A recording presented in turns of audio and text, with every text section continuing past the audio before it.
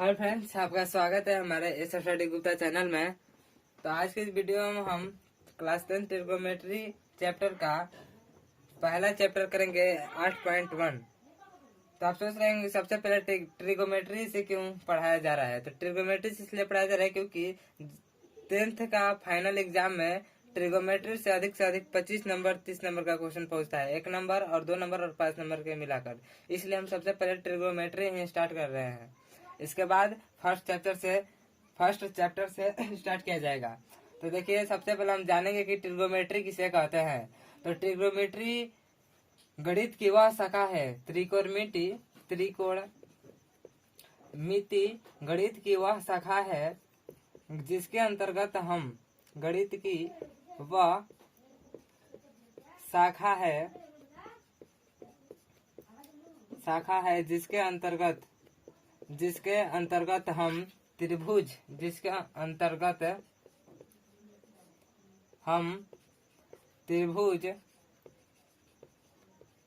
और त्रिभुज की शाखाओं के बारे में अध्ययन करते हैं। त्रिभुज और त्रिभुज की भुजाओं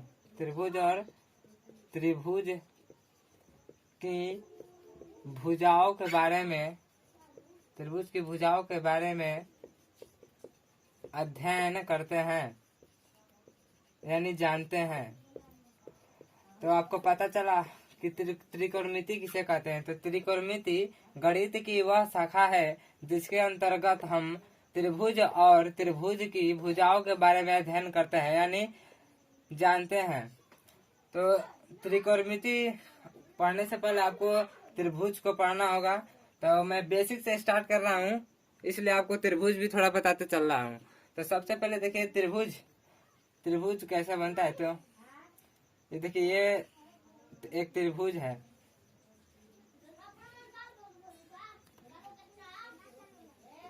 ये त्रिभुज है और ये त्रिभुज की मान लीजिए बिंदु है, ये पॉइंट है त्रिभुज की।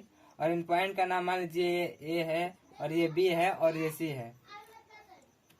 और इसको हम त्रिभुज की भुजा कहते हैं। ये जो है ए बी और ए सी फिर से बी सी, ये त्रिभुज, इस त्रिभुज की यानी ए बी सी त्रिभुज की ये तीनों भुजाएं हैं। इसको हम भुजा कहते हैं। ये जो है ऐसे इसको हम भुजा कहते हैं। और जहाँ पर दो भुजाएं आपस में मिल रही है उसे हम कोण कहते हैं, यानी इसे हम कोण कहते हैं। ये पहला कोण हो गया, ये दूसरा कोण हो गया और ये तीसरा कोण हो गया। तो आपने देखा कि त्रिभुज में 3 कोण, ये फर्स्ट, सेकेंड और थर्ड, यानी त्रिभुज में 3 कोण और 3 भुजा होता है। ये पहला भुजा और ये दूसरा भुजा और ये तीसरा भुजा। तो त्रिभुज के बारे में भी आप जान लीजिए त्रिभुज किसे कहते हैं। तो 3 भुजाओं से घिरी हुई बंद आकृति को, ये देखिए बंद आकृति बन रहा है ना, और ये 3 भुजा से घिरा है, पहली भुजा, दूसरी भुजा और तीसरी भुजा। तो 3 भुजाओं से घिरी हुई बंद आकृति को हम त्रिभुज कहते हैं। देखिए त्रिभुज में 3 कोण होता है, पहला और ये दूसरा कोण और ये तीसरा कोण। और ये त्रिभुज में 3 भुजा भी होती है। देखिए पहली भुजा, ये दूसरी भुजा और ये तीसरी भुजा। तो उम्मीद करता हूँ कि आपको ये वीडियो समझ में आ रहा होगा। तो अब देखिए, हम त्रिभुज को हम जब बांटते हैं तो हम त्रिभुज को 2 आधार पर बांटते हैं। पहला कि कोण के आधार पर और दूसरा भुजा के आधार पर। तो हम फिर अब बताते हैं कि कोण के आधार पर कौन कौन से त्रिभुज होता है।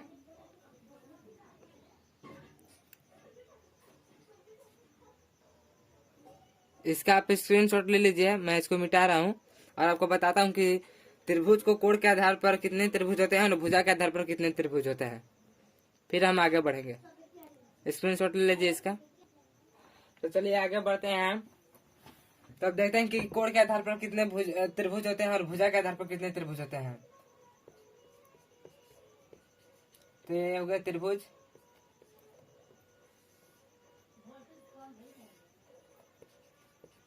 कोण के आधार पर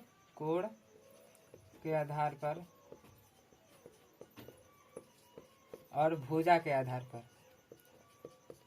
कुछ लोग सोच रहे होंगे कि हमको तो ट्रिगोमेट्री पढ़ना है, तो यहाँ पर त्रिभुज की क्यों पढ़ाई किया जा रहा है। तो हम बता दें कि यहाँ पर बेसिक से पढ़ाई किया जा रहा है, बिल्कुल बेसिक से, ताकि आपको आसानी से समझ में आए।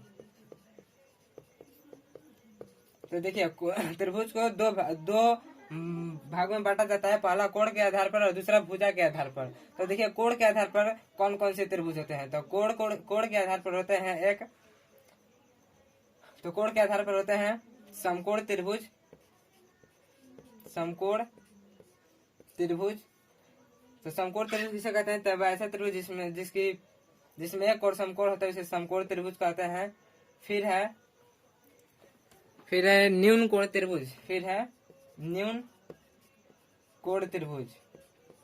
तो जिस त्रिभुज में तीनों भुजाएं न्यून कोण हो, यानी न्यून कोण से छोटी हो, उसे न्यून कोण त्रिभुज कहते हैं। और फिर है अधिक कोण त्रिभुज, अधिक कोण त्रिभुज। तो अधिक कोण त्रिभुज किसे कहते हैं, तो देखिए अधिक कोण त्रिभुज हम किसे कहते हैं, तो जिस त्रिभुज की कोई एक कोण, जिस त्रिभुज से कोई एक कोण 90 डिग्री से अधिक, उसे अधिक कोण त्रिभुज कहते हैं। तो पहला हो गया कोण के आधार पर कि समकोण त्रिभुज, यानी जिस त्रिभुज का एक कोण समकोण है यानी 90 डिग्री का हो उसे समकोण त्रिभुज। और जिस त्रिभुज की तीनों कोण, जिस त्रिभुज का तीनों कोण 90 डिग्री से छोटा उसे न्यून कोण त्रिभुज। और जिस त्रिभुज का एक कोण 90 डिग्री से अधिक हो उसे अधिक कोण त्रिभुज।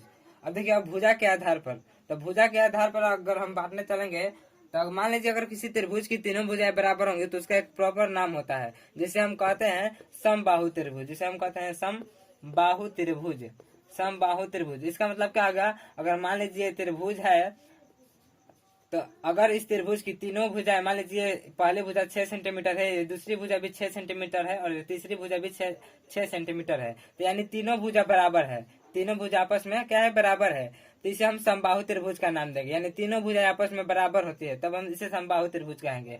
अब इसी प्रकार अगर मान लीजिए किसी त्रिभुज की दो भुजाएं बराबर हो और एक नहीं बराबर हो तो उसे हम क्या कहते हैं, तो अगर दो भुजाएं बराबर होंगी और एक भुजा नहीं बराबर होगी तो उसे हम कहते हैं कि समद्विबाहु त्रिभुज है। कैसा त्रिभुज है, समद्विबाहु त्रिभुज है, समद्विबाहु त्रिभुज।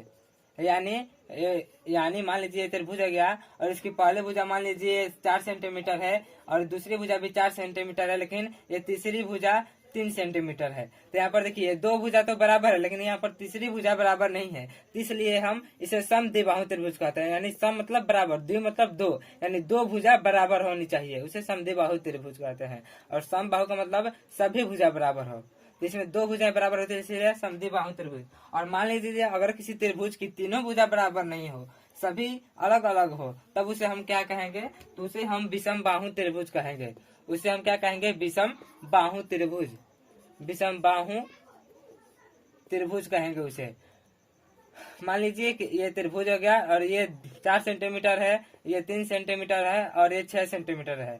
तो ये देखिए यहाँ पर तीनों भुजा ही अलग अलग है, यानी तीनों भुजा समान नहीं है, अलग अलग है, इसलिए हम इसे विषम बाहु त्रिभुज कहेंगे। तो मैंने आपको बताया कि त्रिभुज किसे कहते हैं, तो तीन भुजाओं से घिरे हुए बंद आकृति को त्रिभुज कहते हैं। अगर हम त्रिभुज को बांटने जाते हैं तो त्रिभुज को दो आधार पर बांटा जाता है, पहला कि कोण के आधार पर और दूसरा है कि भुजा के आधार पर। तो कोण के आधार पर तीन त्रिभुजें होती है, पहला है समकोण त्रिभुज, जिस त्रिभुज का एक कोण 90 डिग्री का हो उसे समकोण त्रिभुज कहते हैं। और दूसरा है न्यूनकोण त्रिभुज, जिस त्रिभुज का कोण 90 डिग्री से छोटा हो उसे न्यूनकोण त्रिभुज कहते हैं। और फिर तीसरा है कि अधिक कोण त्रिभुज, यानी जिस त्रिभुज का एक कोण 90 डिग्री से अधिक हो उसे अधिक कोण त्रिभुज। और फिर हम भुजा के आधार पर देखें तो भुजा के आधार पर भी त्रिभुज की तीन प्रकार होता है, पहला कि समबाहु त्रिभुज, यानी जिस त्रिभुज की तीनों भुजाएं आपस में बराबर हो उसे समबाहु त्रिभुज।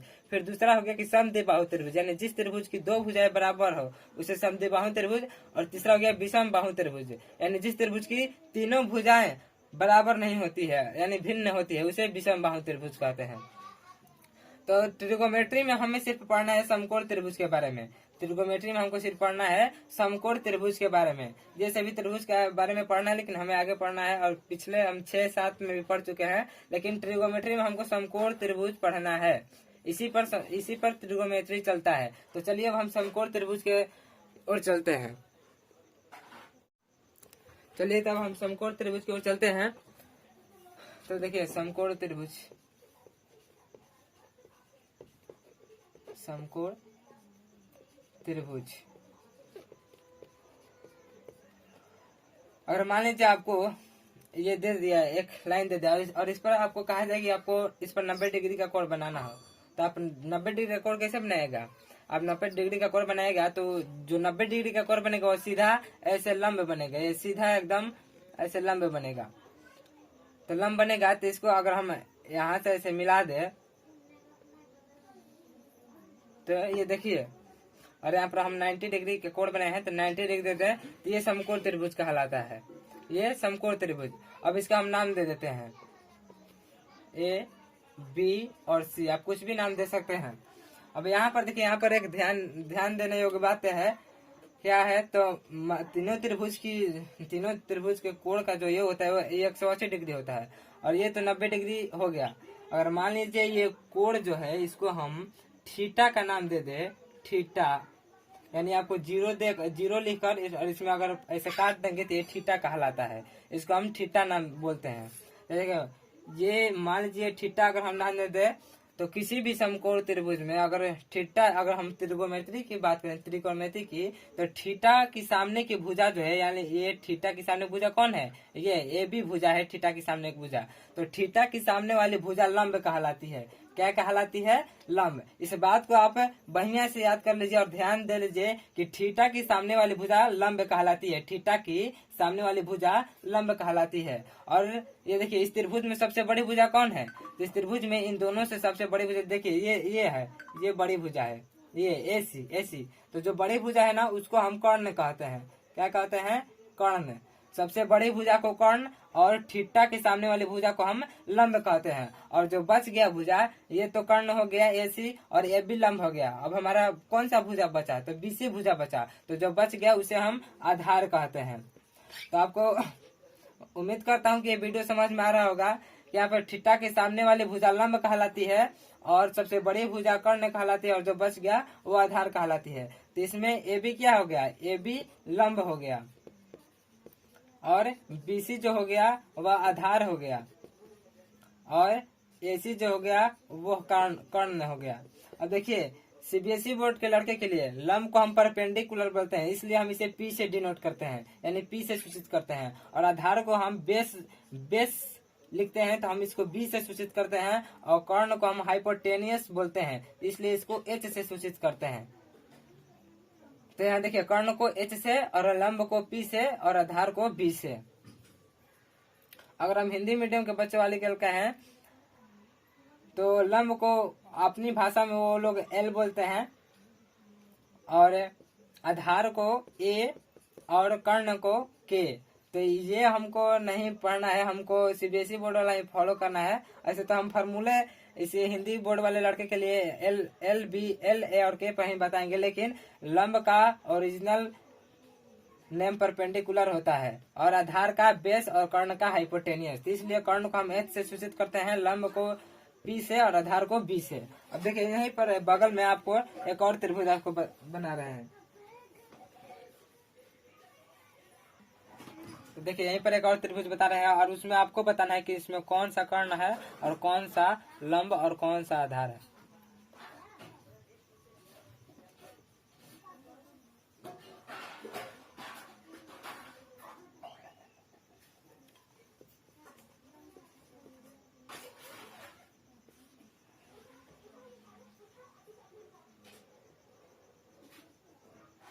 अब देखिए यहाँ पर समकोण त्रिभुज PQR है और ये देखिए यहाँ पर थीटा है। तो आपको बताना है कि इसमें लंब और कर्ण और आधार कौन कौन सा है। तो मैंने आपको इसमें जब आपको बताया कि थीटा के सामने वाली भुजा लंब कहलाती है, इसलिए मैं बार बार बोल रहा था कि यहाँ पर ध्यान देने योग्य बात है। तो मैंने बोला था कि थीटा के सामने वाली भुजा लंब कहलाती है। तो उसी प्रकार देखिए इस PQR समकोण त्रिभुज में यहाँ पर थीटा पी के सामने है, कोण पी जो है वह थीटा है, तो उसके सामने वाली भुजा कौन सी होगी, तो ये होगी क्यूआर भुजा होगी। थीटा के सामने वाली भुजा कौन सी होगी, क्यूआर। तो अब की बार हमारा लंब जो होगा तो वो क्यूआर होगा, यानी थीटा के सामने वाली भुजा। आप हमेशा याद कर लीजिए कि थीटा के सामने वाली भुजा लंब कहलाती है। और त्रिकोणमिति में यही सबसे ध्यान देने योग्य बात है। अगर आप इसको नहीं समझिएगा तो फिर आपसे त्रिकोणमिति में गलती बार बार होता रहेगा और आपसे मैथ नहीं बनेगा। तो यहाँ पर देखिए थीटा के सामने वाली भुजा क्या कहलाती है, लंब कहलाती है। और आपको मैंने बताया कि सबसे बड़ी भुजा जो कहलाती है वो कर्ण कहलाती है। तो समकोण त्रिभुज PQR में सबसे बड़ी भुजा कौन है, ये PR है, तो ये क्या हो जाएगी, कर्ण हो जाएगा, कर्ण PR कर्ण हो जाएगा। अब ये लंब हो गया और ये कर्ण हो गया और हमारे पास क्या बचा, तो पीक्यू भुजा बचा, जिसको हम क्या कहेंगे, आधार कहेंगे। तो मैंने आपको फिर से बता दिया कि थीटा के सामने वाली भुजा लंब कहलाती है और सबसे बड़ी भुजा कर्ण कहलाती है और जो बचा उसे आधार बोलते हैं। और ये जो फॉलो हम कर रहे हैं सिर्फ समकोण त्रिभुज में इन बातों का फॉलो किया जाता है, अन्य त्रिभुज में नहीं। तो यहाँ पर देखिए थीटा के सामने वाली भुजा लंब और सबसे बड़ी भुजा कर्ण और जो बचा उसे आधार हम कहते हैं। तो इसमें जो PQ है वह आधार है, PQ जो इसमें है वह आधार अब की बार हो गया और क्यू बार जो है वह लंब है और PR जो है वह कर्ण है। तो आपको समझ में आ रहा होगा, मैं ऐसा उम्मीद कर रहा हूँ। तो जल्दी से आप इसका स्क्रीनशॉट ले लीजिए। अब हम आगे की ओर बढ़ते हैं और इस चैनल पर अगर आप नए हैं तो इस चैनल को सब्सक्राइब करके बेल आइकन को ऑल पर सेट कर ले और इस वीडियो को अपने दोस्तों के पास अधिक से अधिक शेयर करें और वीडियो को लाइक करें। मेरे चैनल पर 10th और 12th दोनों क्लास की पढ़ाई कराई जाती है और इस चैनल के माध्यम से आपको 10th और 12th का ऑल बुक्स का सभी का नोट्स फ्री में दिया जाएगा इसी चैनल के माध्यम से। और सही एकदम 100% सच नोट्स फ्री में दिया जाएगा। अगर आप मेरे चैनल पर नए हैं तो मेरे चैनल को सब्सक्राइब कर ले और बेल आइकन को ऑल पर सेट कर ले। चलिए आगे की ओर हम बढ़ते हैं, जल्दी से इसका स्क्रीनशॉट ले लें। आगे की ओर बढ़ते हैं। अब हम इंटर करेंगे त्रिकोणमिति की ओर। तो देखिए यहाँ पर पहले हम एक समकोण त्रिभुज बनाते हैं।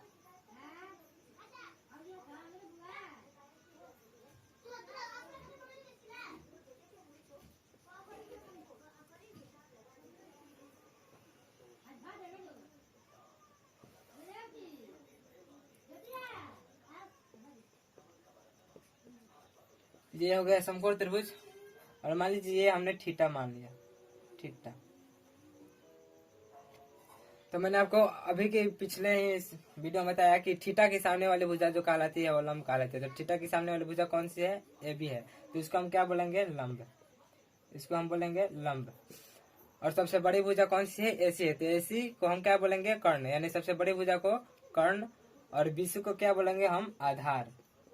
जो बच गया उसे हम आधार बोलेंगे। और लंब को हम P से सूचित करते हैं और आधार को B से और कर्ण को H से। अब हम आपको बता रहे हैं कि ये मान लीजिए त्रिभुज की ये जो तीनों भुजा है, आप तीनों भुजा को किसी एक भुजा से किसी एक भुजा में भाग लगा दीजिए। मान लीजिए P है तो P को जब हम H से भाग लगाएंगे, मान लीजिए P 4 है और ये H 5 है और ये 3 है, B आधार। यानी अगर हम लंब को कर्ण से भाग लगाते हैं तो यानी 5/4 होगा। यानी हमको कुछ ना कुछ अनुपात प्राप्त होगा। अगर हम यहाँ पर जब भाग लगाए तो हमको क्या अनुपात प्राप्त हुआ, यानी 5:4। हम कुछ ना कुछ अनुपात प्राप्त हुआ ना, तो इसे हम त्रिकोणमितीय अनुपात कहते हैं। हम लोग त्रिकोणमितीय अनुपात, इसको हम अभी पढ़ रहे हैं, त्रिकोणमितीय अनुपात के बारे में हम पढ़ रहे हैं। तो जब इसको हम किसी एक भुजा से किसी एक भुजा में भाग लगाते हैं तो हमको कुछ ना कुछ अनुपात प्राप्त होता है। तो वैसे ही हम जब किसी एक भुजा को एक भुजा से भाग लगाएंगे तो हम अनुपात प्राप्त होगा और उसे ही त्रिकोणमितीय अनुपात कहते हैं। और उसका कोई एक प्रॉपर नाम होगा, उसका कोई एक प्रॉपर नाम होता है। जैसे मैं आपको अब बता रहा हूँ। अब आपको ये मुख्य बातें हैं जो आपको समझना जरूरी है, तो मैं अब बताने जा रहा हूँ। अब देखिए, अब हम आपको मेन चीज बताने जा रहे हैं, उसको आप बढ़िया से याद कर लीजिएगा। अब देखिए, मैंने आपको अभी ही बताया कि अब अगर हम किसी भुजा को किसी भुजा से हम भाग कर रहे हैं तो उससे हमें कुछ अनुपात प्राप्त होता है जिसे हम त्रिकोणमितीय अनुपात कहते हैं और उसका कोई प्रॉपर नाम होता है। तो देखिए, अगर हम लंब में कर्ण से भाग करें तो इसका कोई एक नाम होता है। तो इसी प्रकार हम सभी को भाग देकर आपको बताते हैं। देखिए, पहले हमने कर्ण से लंब में भाग किया और फिर हम कर्ण से आधार में भाग करते हैं। तो आधार बटे का कर्ण। अब हमने कर्ण से भाग कर दिया। अब इसी प्रकार फिर हम लंब से भाग करते हैं दोनों भुजा में। तो फिर क्या हो गया कि कर्ण बटे का लंब।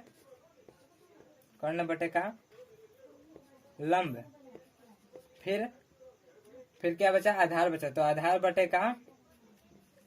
बटे का लंब।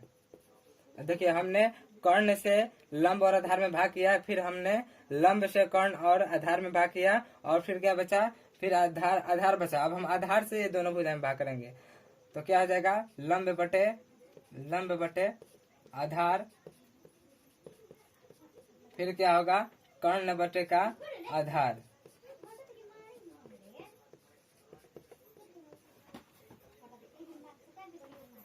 तो टोटल कितना हुआ हमारे पास, 2, 4 और 2, 6।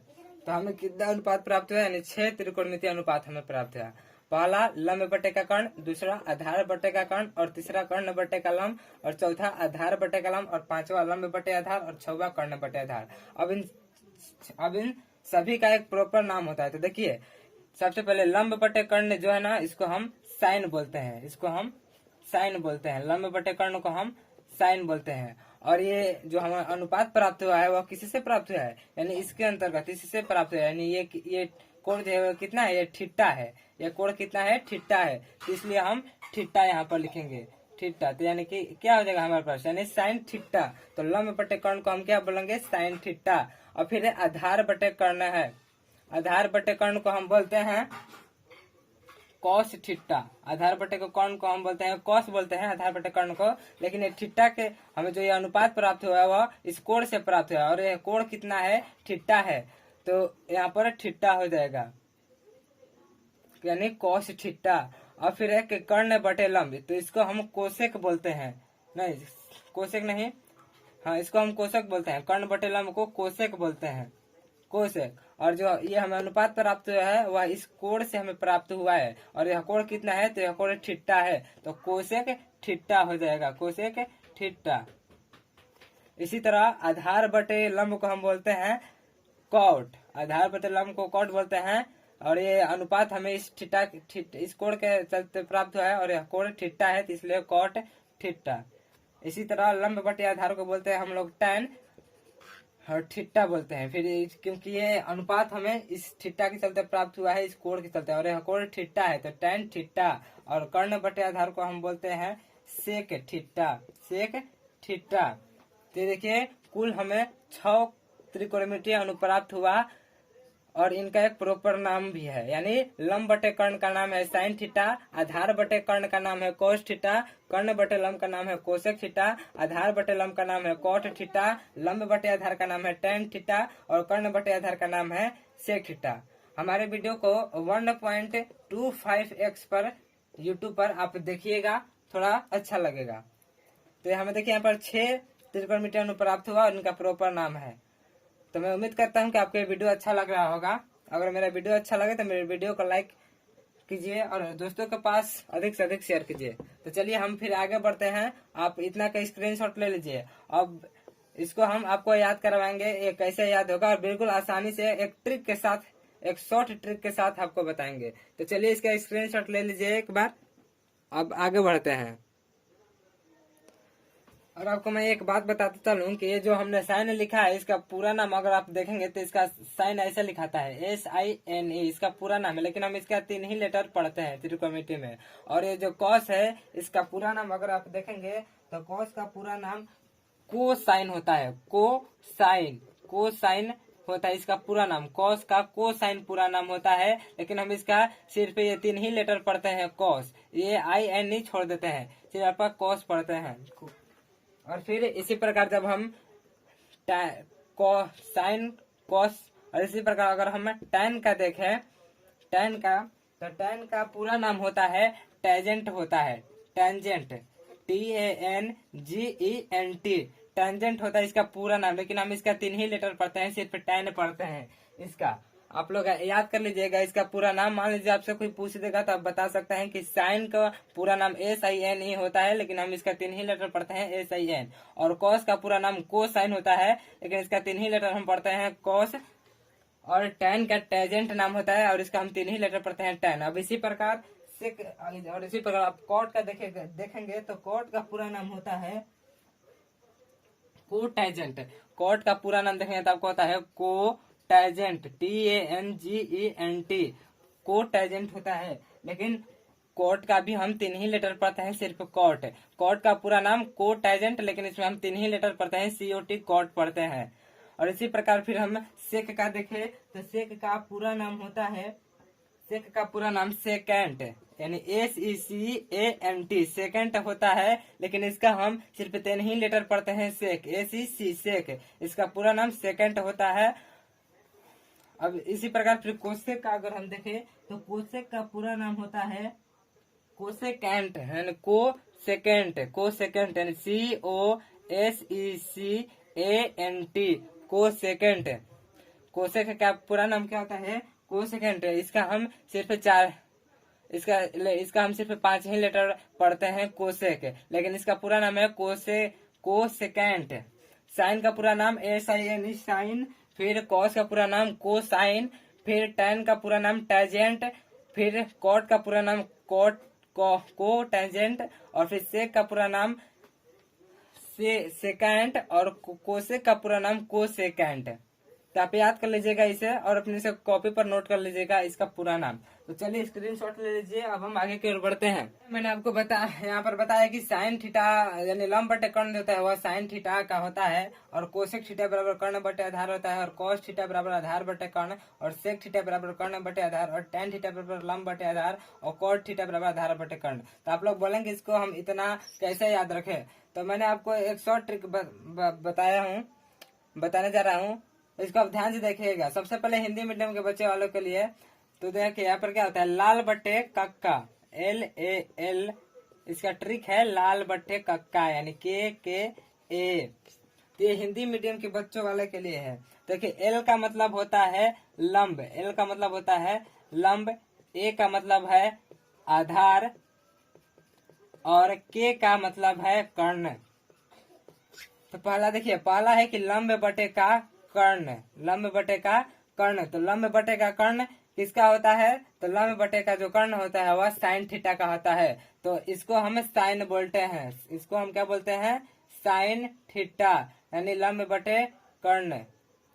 अब देखिए, अगर ऊपर से हम चले तो लंब बटे कर्ण, ये साइन थीटा हो गया। अगर हम नीचे से चले तो कर्ण बटे का लंब होगा, तो इसको कर्ण बटे का लंब को क्या बोलते हैं हम लोग? Cosec theta. तो यहाँ पर एक ध्यान देने योग्य बात है कि साइन थीटा जो होता है वह कोसेक थीटा का ठीक उल्टा होता है, या फिर कोसेक थीटा जो होता है वह साइन थीटा का बिल्कुल उल्टा होता है। यानी कहने का मतलब है कि साइन थीटा बराबर लंब बटे कर्ण, और कोसेक थीटा बराबर कर्ण बटे लंब, यानी एक दूसरे के बिल्कुल उल्टा है। साइन थीटा बराबर लंब बटे कर्ण, कोसेक थीटा बराबर कर्ण बटे लंब। अब देखिए, ये दूसरा है कि आधार बटे में कर्ण। दूसरा क्या है? आधार बटे में कर्ण। तो इसको हम क्या बोलते हैं? Cos theta. कॉस थीटा बराबर होता है आधार बटे कर्ण। ये ऊपर से अगर हम चले तो आधार बटे का कर्ण यानी कॉस थीटा। अगर हम इसी को नीचे से चले तो ये हो जाएगा सेक थीटा, यानी के से कर्ण और ए से आधार, यानी कर्ण बटे का आधार क्या हो जाएगा? सेक थीटा हो जाएगा। यानी फिर यहाँ पर देखिए, कॉस थीटा जो होता है वह सेक थीटा का बिल्कुल उल्टा होता है, और सेक थीटा जो होता है वह कॉस थीटा का बिल्कुल उल्टा होता है। यानी कॉस थीटा बराबर आधार बटे का कर्ण, और सेक थीटा बराबर कर्ण बटे का आधार। और फिर तीसरा जो है यानी लंब बटे का आधार, ये इसको हम बोलते हैं टैन थीटा। इसको हम क्या बोलते हैं? Tan theta. अगर हम ऊपर से चले तो लंब बटे का कर्ण, ये हो गया टैन थीटा। अगर हम इसी को नीचे से चले यानी आधार बटे का लंब, तो इसको हम बोलते हैं कॉट थीटा। तो यहाँ पर फिर देखिए कि टैन थीटा जो है वह कॉट थीटा का बिल्कुल उल्टा है, और कॉट थीटा टैन थीटा का बिल्कुल उल्टा है। यानी टैन थीटा बराबर लंब बटे का आधार, और कॉट थीटा बराबर आधार बटे का लंब। यानी आपको ये ट्रिक याद कर लेना है, लाल बटे का कक्का, लाल बटे का कक्का, लाल बटे का कक्का। इसको हम साइन, फिर इसको हम कॉस, और इसको टैन, और फिर नीचे से चलेंगे तो ये कॉट, और फिर ये सेक थीटा, और ये कोसेक थीटा। यानी साइन थीटा बराबर लंब बटे का कर्ण, और कोसेक थीटा बराबर कर्ण बटे का लंब। कॉस थीटा बराबर आधार बटे का कर्ण, सेक थीटा बराबर कर्ण बटे का आधार, टैन थीटा बराबर लंब बटे का आधार, और कोट थीटा बराबर आधार बटे का कर्ण। तो आपको ये लाल बटक का ये ट्रिक बिल्कुल याद कर लेना है, किसी भी तरह ये ट्रिक याद कर लेना है। और ये ट्रिक याद कर लेंगे आप तो इसको आप ये सभी जो 6 फार्मूले हैं ये अपने से ही याद हो जाएंगे। तो सिर्फ आपको ये ट्रिक याद रखना है, लाल बटे का कक्का। अब इसी प्रकार हम CBSE बोर्ड वालों के लिए बताने जा रहे हैं। तो सीबीएसई बोर्ड के लिए क्या होगा, देखिए सीबीएसई बोर्ड के लिए होगा इसी प्रकार एक शॉर्ट ट्रिक है सीबीएसई बोर्ड के लिए भी।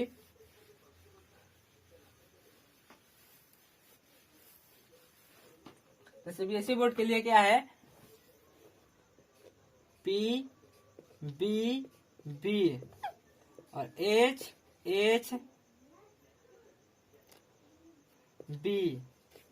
तो देखिए क्या होगा, इसका शॉर्ट ट्रिक है कि पंडित बद्रीनाथ प्रसाद, पंडित बद्रीनाथ प्रसाद, पंडित बद्रीनाथ प्रसाद हर हर बोले, हर हर बोले, हर हर बोले, पंडित बद्रीनाथ प्रसाद हर हर बोले। ये सीबीएसई बोर्ड वाले बच्चों के लिए है, ये आसानी से, ये भी शॉर्ट ट्रिक है। जिस तरह हिंदी मीडियम बोर्ड वाले के लिए लाल बट्टा कक्का था, इसी प्रकार सीबीएसई बोर्ड के लिए है पंडित बद्रीनाथ प्रसाद हर हर बोले। तो इसमें हम सबसे पहले देखेंगे कि पी बटे एच, यानी पी को हम क्या बोलते हैं, परपेंडिकुलर, यानी पी को हम लंब बोलते हैं, परपेंडिकुलर मतलब लंब होता है। फिर बी को हम बोलते हैं बेस, बेस मतलब आधार।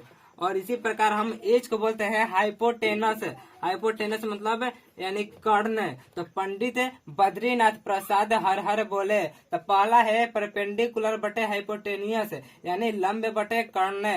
तो लंब बटे कौन सा होता है, साइन थीटा, साइन थीटा जो होता है वह लंब बटे कर्ण होता है। यानी सीबीएसई बोर्ड के लिए पी बटे का एच, परपेंडिकुलर बाई हाइपोटेनस। फिर इसी प्रकार दूसरा है बी बटे का एच, यानी बेस, बेस बटा हाइपोटेनस, यानी आधार बटा का कर्ण। तो आधार बटा का कर्ण किसको बोलते हैं, कोस थीटा को, कोस थीटा को आधार बटे का कर्ण बोलते हैं। यानी बेस बटे हाइपोटेनियस कर्ण, यानी कर्ण, आधार बटे कर्ण, कोस थीटा को आधार बटे कर्ण बोलेंगे। और इसी प्रकार फिर तीसरा है पी बटे का बी, यानी परपेंडिकुलर बाई बेस, यानी लंब बटे का आधार। तो इसको हम बोलेंगे टैन थीटा, इसको हम क्या बोलेंगे, टैन थीटा, यानी परपेंडिकुलर बाई बेस, यानी लंब बटे का आधार। तो लंब बटे का आधार क्या होता है, टैन थीटा लंब बटे का आधार होता है।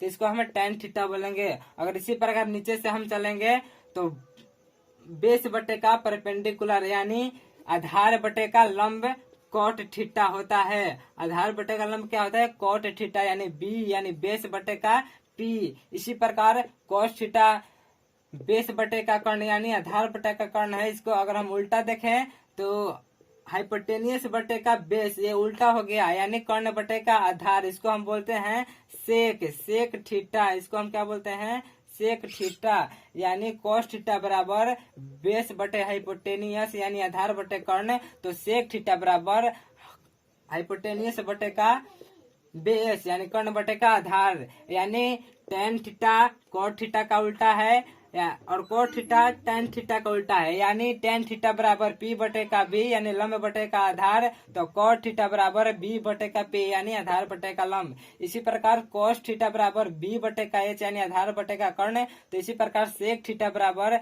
एच बटे का बी, यानी कर्ण बटे का आधार। यानी कोस थीटा बिल्कुल सेक थीटा का उल्टा है और सेक थीटा बिल्कुल कोस थीटा का उल्टा है। इसी प्रकार हम साइन थीटा को देखें तो साइन थीटा बराबर पी बटे का एच, यानी परपेंडिकुलर बाई हाइपोटेनस, यानी लंब बटे का कर्ण। और इसी प्रकार जब इसको हम उल्टा देखें, यानी हाइपोटेनस बाई परपेंडिकुलर, तो कर्ण बटे का लंब, यानी cosec theta, cosec theta, cosec theta को कर्ण बटे का लंब बोलते हैं। तो यहाँ पर देखिए फिर दोहरा देता हूँ कि साइन थीटा बराबर पी बटे का एच, तो कोसेक थीटा बराबर एच बटे का पी, यानी साइन थीटा बराबर लंब बटे का कर्ण, तो कोसेक थीटा बराबर कर्ण बटे का लंब। इसी प्रकार कोस थीटा बराबर आधार बटे का कर्ण, यानी बेस बटा हाइपोटेनियस। इसी प्रकार सेक थीटा बराबर हाइपोटेनियस बटे बेस, यानी कर्ण बटे का आधार। फिर है टैन थीटा, तो टैन थीटा बराबर पी बटे का बी, यानी परपेंडिकुलर बाई बेस, यानी लंब बटे आधार। तो इसी प्रकार कोट थीटा बराबर आधार बटे का लंब, यानी बेस बटे परपेंडिकुलर। तो मैं उम्मीद करता हूँ कि आपको ये वीडियो बहुत ही अच्छा लग रहा होगा और आपको ये समझ भी आ रहा होगा। अगर मेरा वीडियो समझ में आ रहा है तो मेरे वीडियो को लाइक और अपने दोस्तों के पास अधिक से अधिक शेयर करें और मेरे चैनल को सब्सक्राइब कर ले, क्योंकि यहाँ पर 10th और 12th दोनों क्लास की पढ़ाई की जाती है और यहाँ पर नोट्स भी मुफ्त में 10th और 12th का मिलेगा।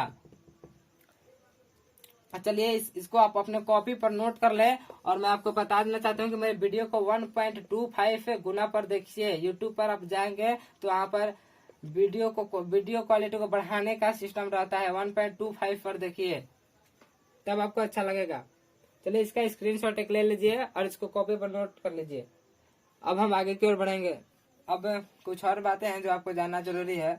तो मैं आपको बता दूं कि समकोण त्रिभुज की तीनों भुजाओं के बीच एक रिलेशन होता है। समकोण त्रिभुज की तीनों भुजाओं के बीच एक रिलेशन होता है जिसे पाइथागोरस नामक व्यक्ति ने दिए थे,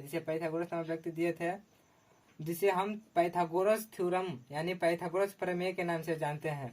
पाइथागोरस प्रमेय के नाम से जानते हैं। उन्होंने क्या नियम बताया था? तो उन्होंने बताया था कि समकोण त्रिभुज का बड़ी भुजा का जो वर्ग होता है, समकोण त्रिभुज के बड़ी भुजा का वर्ग जो होता है वह अन्य दो भुजाओं के वर्गों के बराबर होता है। यानी इसमें इस त्रिभुज यानी इस समकोण त्रिभुज में सबसे बड़ी भुजा कौन है? तो सबसे बड़ी भुजा है एसी है। तो इसका जो वर्ग होता है यानी एसी का जो वर्ग होता है वह अन्य दो भुजा यानी त्रिभुज का ये बड़ा भुजा हो गया और इसकी दो अन्य भुजा कौन सा है? ए बी और बीसी है। तो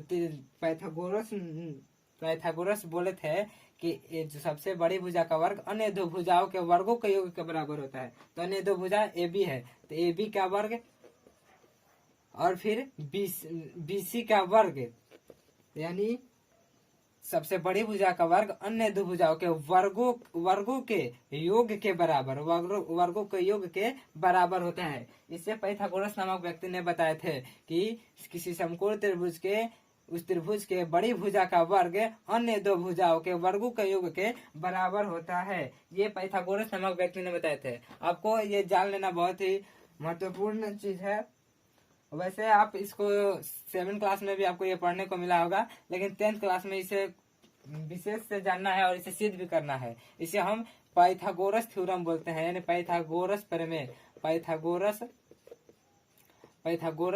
प्रमेय इसको हम बोलते हैं।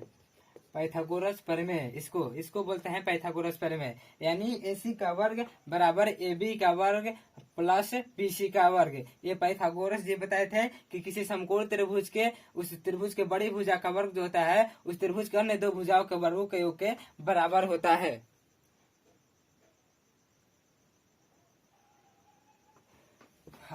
अब इसी पर हम जब त्रिकोणमिति में पढ़ेंगे इसका जब प्रयोग करेंगे तो इसी पर मान लीजिए ये कोण सी जो है ये थीटा है, ये कितना है?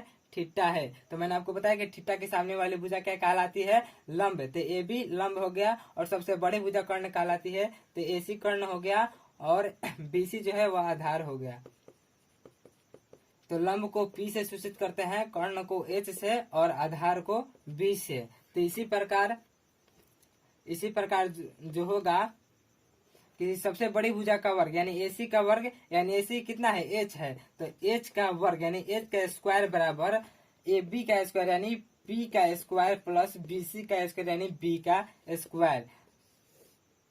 इसी प्रकार इसको एसीबीसी बोर्ड के लिए है और अगर हम हिंदी बोर्ड के बच्चों के लिए लिखे तो एल का स्क्वायर बराबर कर्ण को क्या बोलते हैं ना हिंदी मीडियम में, तो के का स्क्वायर बराबर एल का स्क्वायर प्लस ए का स्क्वायर।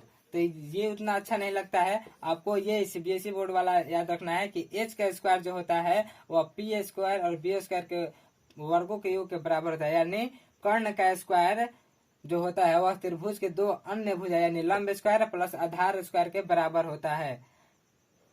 तो आपको इसको आप नोट कर लीजिए, एच स्क्वायर बराबर P square plus B square. इसको आप कॉपी पर नोट कर लीजिए। इसका हम प्रयोग त्रिकोणमिति में यानी चैप्टर 8.1 में हम करेंगे। मैंने आपको तो ये बताया कि एच स्क्वायर बराबर पी स्क्वायर और बी स्क्वायर होता है प्लस का बी स्क्वायर। इसको हम कई तरीकों से कैलकुलेट कर सकते हैं। यानी अगर हम इस स्क्वायर को हटा दे यानी एच बराबर एच स्क्वायर को हटा दे तो रूट अंडर का P square plus B square हो जाएगा। यानी इसको आप ऐसे भी लिख सकते हैं।